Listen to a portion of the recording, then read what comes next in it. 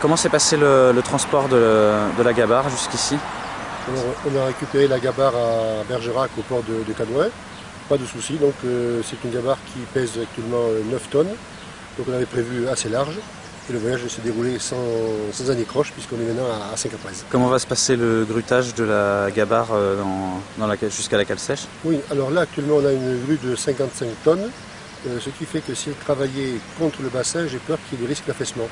Par conséquent, on va récupérer une seconde grue qui est à côté, à la centrale EDF hier, une grue de 100 tonnes, qui elle va avoir un peu de recul et une flèche suffisante pour déposer la gabarre sur la clé. Et qu'est-ce qui va se passer quand la gabarre elle sera installée dans la cale sèche? Voilà, alors la gabarre dans la cale sèche, ça fait partie d'un tout.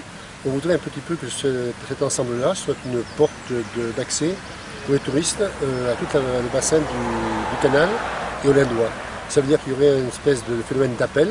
Les gens voient une gabarre sur une cale sèche, découvrent le canal et par conséquent irriguent la vallée depuis Mouledier-Thuillère jusqu'à Mozac.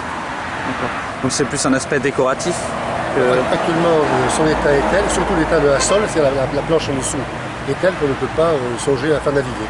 Éventuellement, on pourrait la rénover, mais ça c'est notre histoire et l'histoire d'Euro surtout. C'est quoi le plan touristique?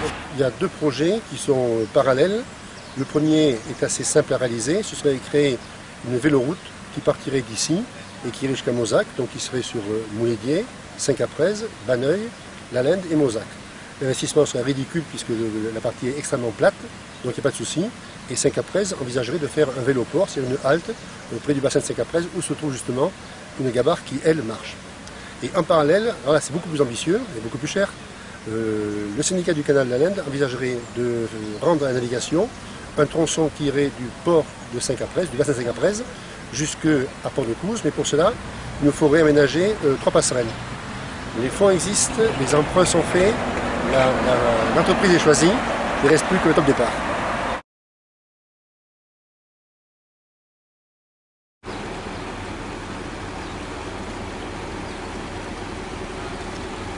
Marfout a été jeté là.